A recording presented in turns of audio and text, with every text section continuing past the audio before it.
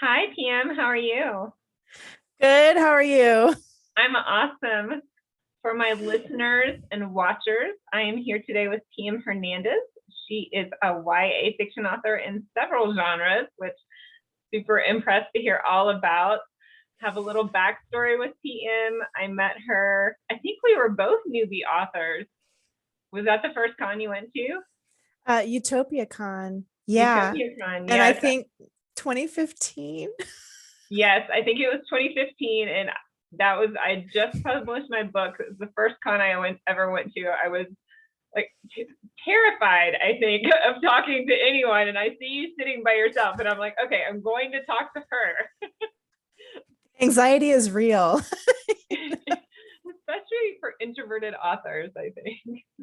It is. It's like, oh, it's a bunch of people who don't want to talk to humans. Let's put them all together. And somehow we work it out, though.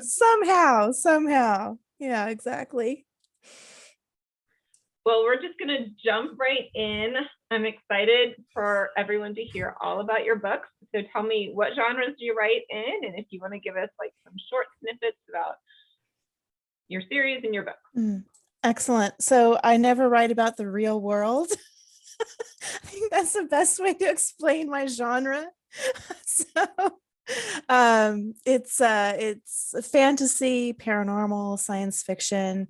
I joke it is actually the real world. I don't think, at least so far, I haven't created any true fantasy worlds, but so it is the real world, but it's obviously magic, aliens, and that sort of thing.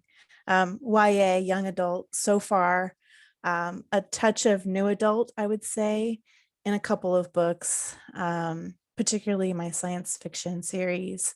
And then in a short story I did for an anthology, definitely new adult, college age people, a little more intense subject matter. Fine. And I've read at least one book from every one of your series. I think I have read I have read all your books. Pretty Oh, sure I've read all your books now. Anyway, I'm excited to jump in and hear where they're going to go. How did you start writing, or why did you start writing? I honestly can't remember a time where I wasn't writing. Even when I was very little, I remember, I guess now they would call it fan fiction, but I remember, and this is going to date me, so everybody will know just how old I am. But I remember seeing the movie Xanadu with Olivia Newton-John, and I was just like, I loved it. It just like sparked something in me. And I literally wrote fan fiction for that on a typewriter. But even before then, I we had an assignment where in middle school, I want to say they told us, well, you can write a book, and we'll put it in the library. And I was just thrilled by that. And I wrote some children's book about a teddy bear, and I even illustrated it myself.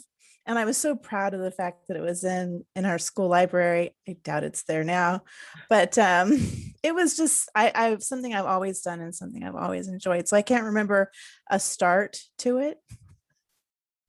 That is super cool. It's so different from my journey. I hated writing for the first like 20 years of my life. And now I'm polar opposite. So Yeah, so it's to me, it's something I'm always doing in my head. Even that's how I go to sleep at night. I tell myself stories. So it's a weird place in my head. no, yeah, I do that too as well. Everything I'm doing, I'm cooking up my alternate universes.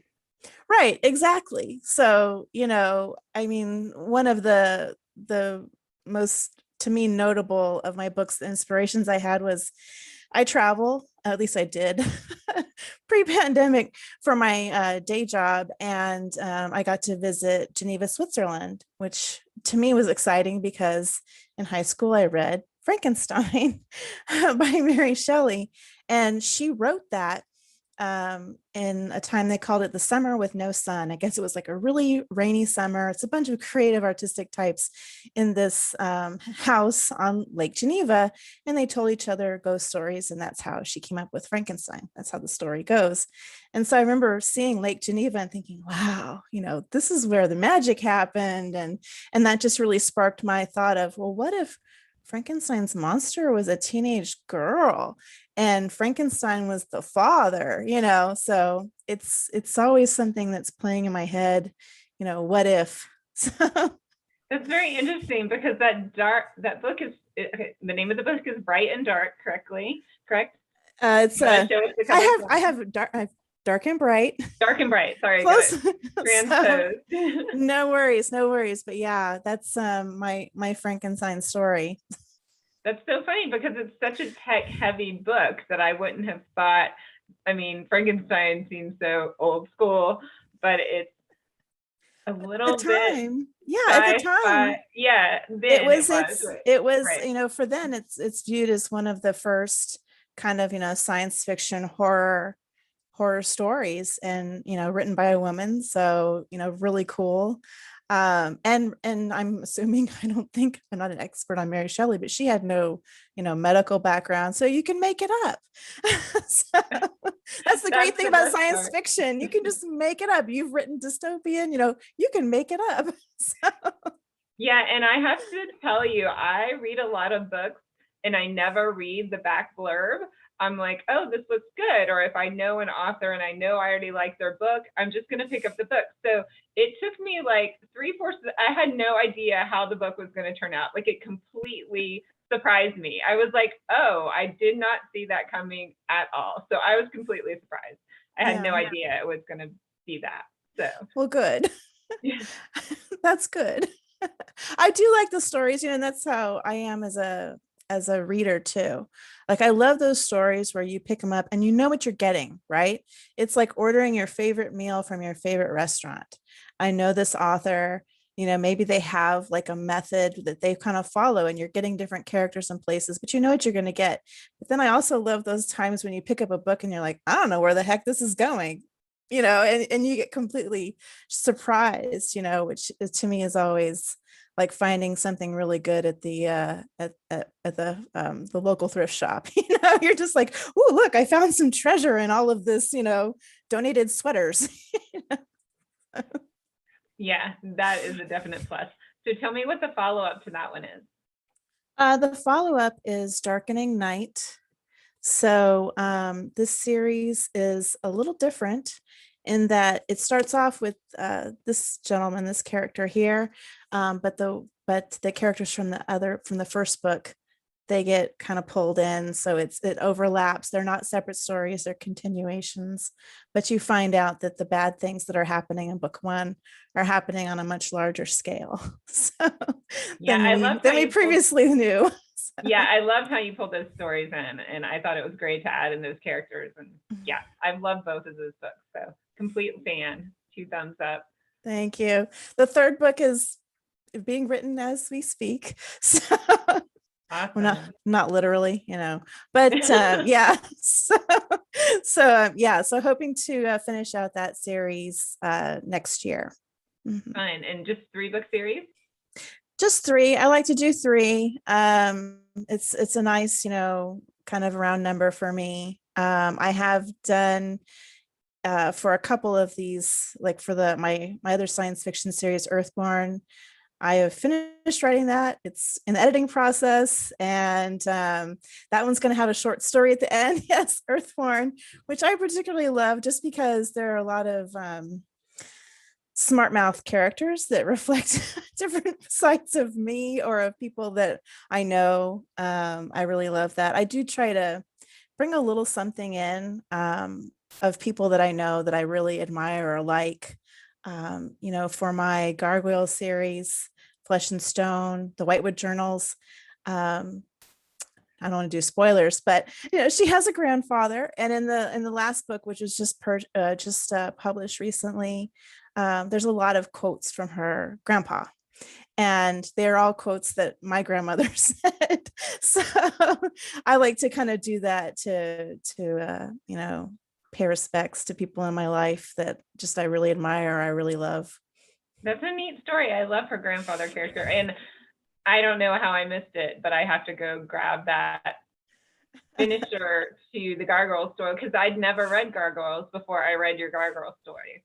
So there weren't a lot, but now there's a lot. So that's good. That's good. I like that. All the gargoyle stories. I love to recommend books and that are, kind of touch on my passions. I love gargoyles. And a lot of that came from architecture, and the idea that gargoyles are meant to be protectors. We put them on churches to scare away the bad things. And so that's where that kind of thought came from. Like, and then the gargoyles cartoon. I mean, come on.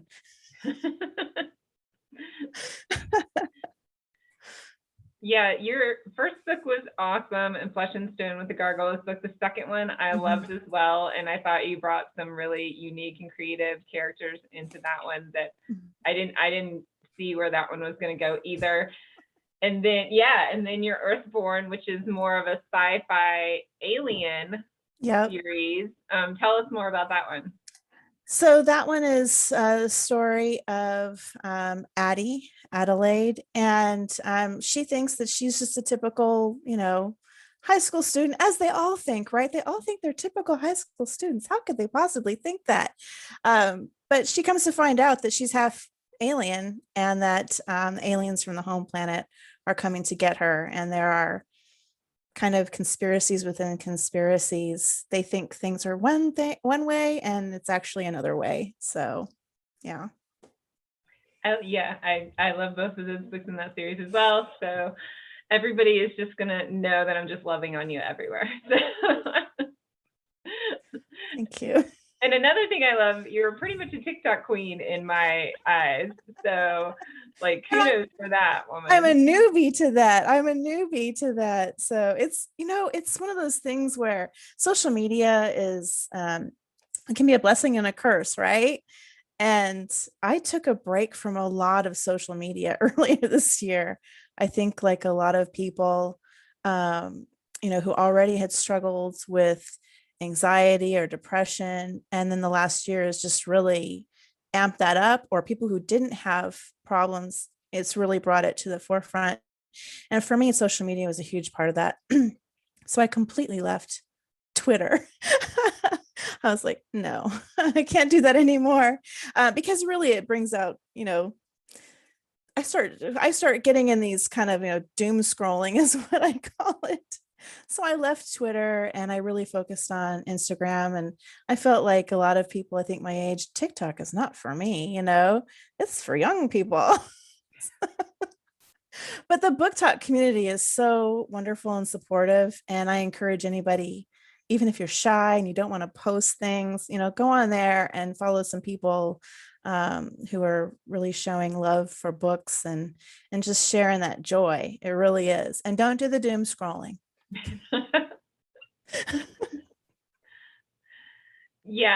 I get anxious about reading social media as well, so I just turn them off when I get in that place.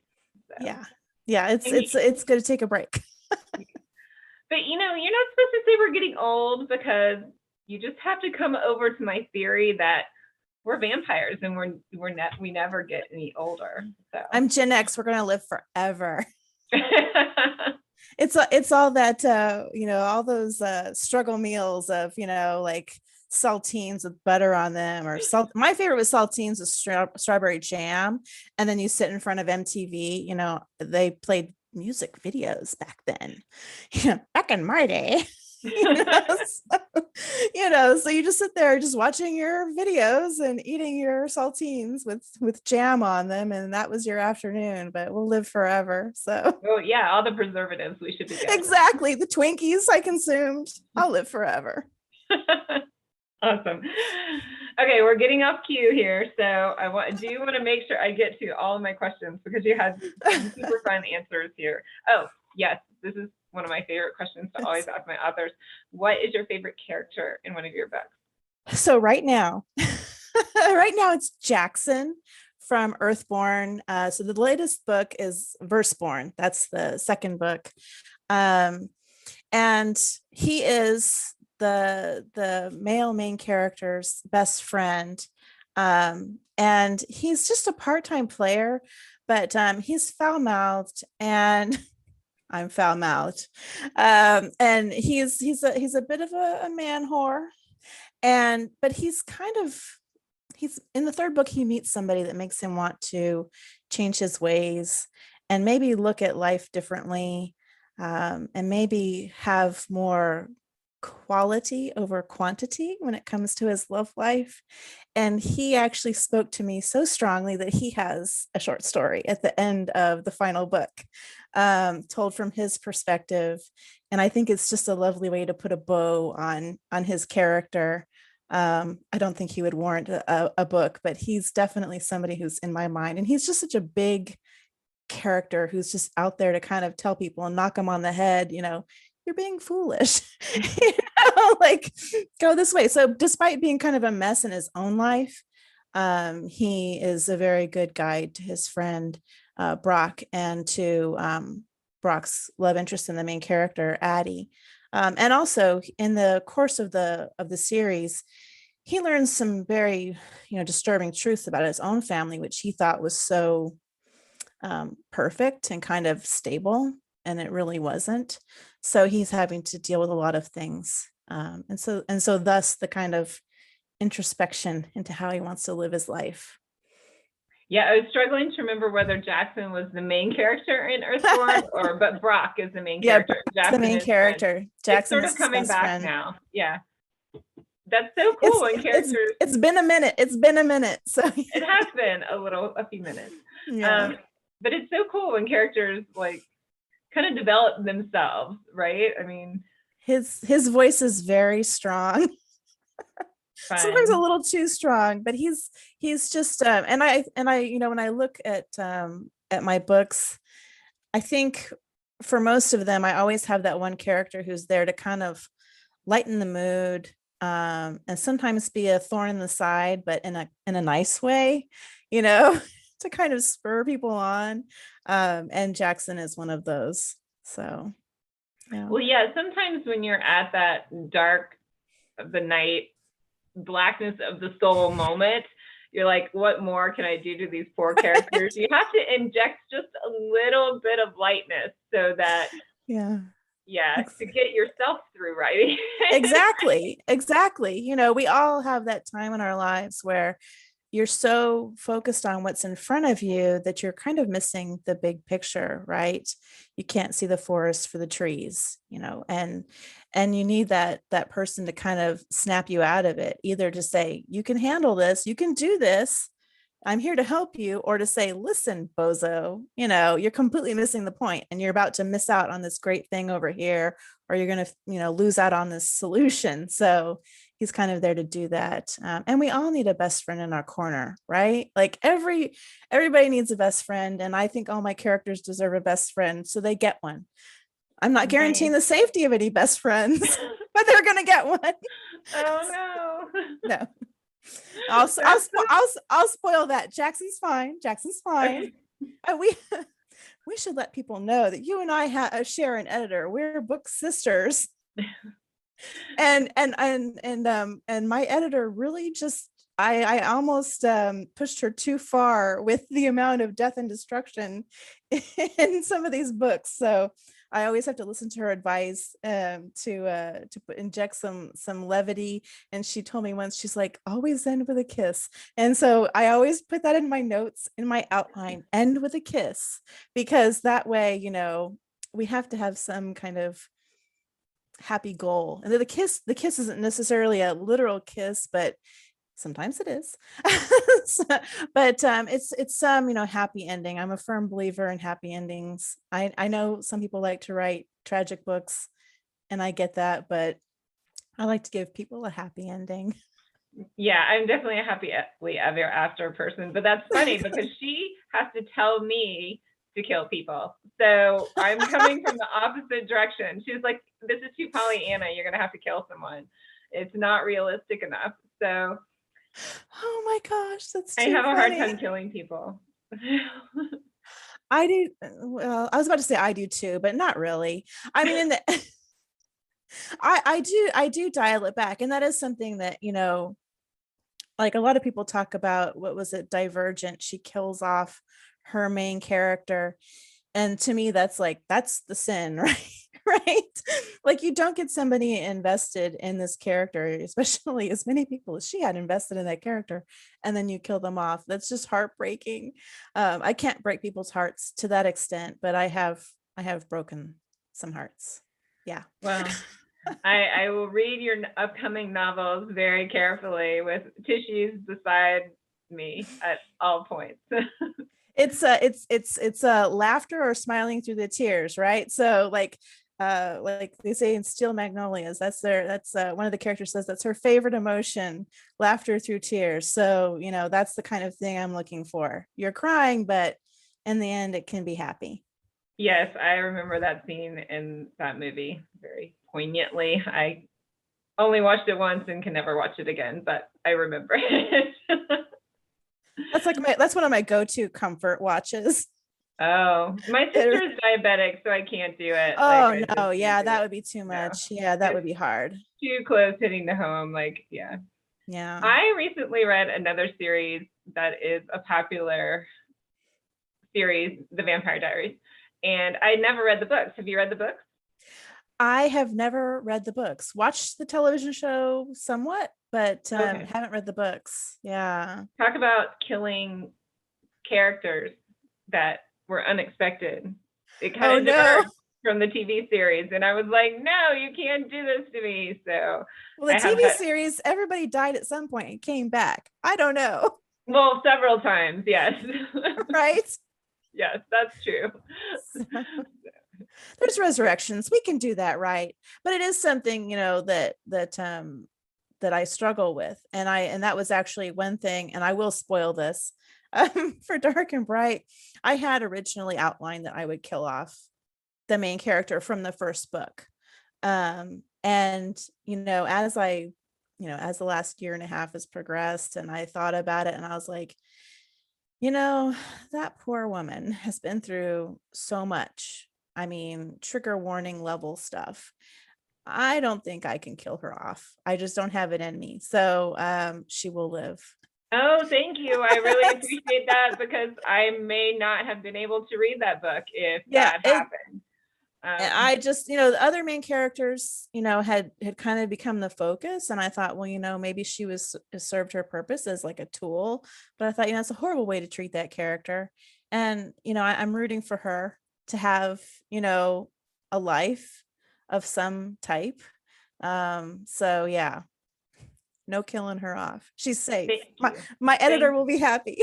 I appreciate that. And I will be happy. That makes me happy because she's such the sweetest character in the beginning. It's such a cute little romance that she has. And I think she needs something. So you need to give me a happily ever after on that one. And Frankenstein's monster did not get his happy ending. So Caroline Franks will get hers. Thank you for that. I appreciate and I don't for some reason I don't even think I've read Frankenstein. It seems like I did, but now it's so foggy in my memory that maybe I didn't. I don't know. Anyway. It's something people read maybe in high school or college and then they just kind of set it aside. And I think one of the downsides of reading in those environments is you read just to kind of get the book report done or to write the paper. You're not reading just for fun. You're reading it and underlining key passages and looking at themes as opposed to just reading it for pleasure.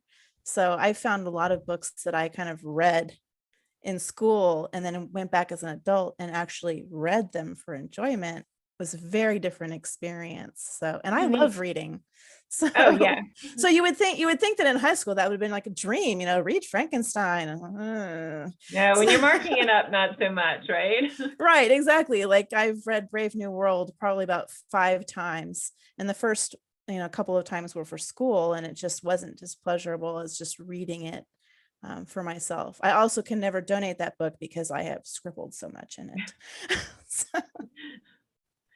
So that leads into my next question. What are your favorite authors when you're reading?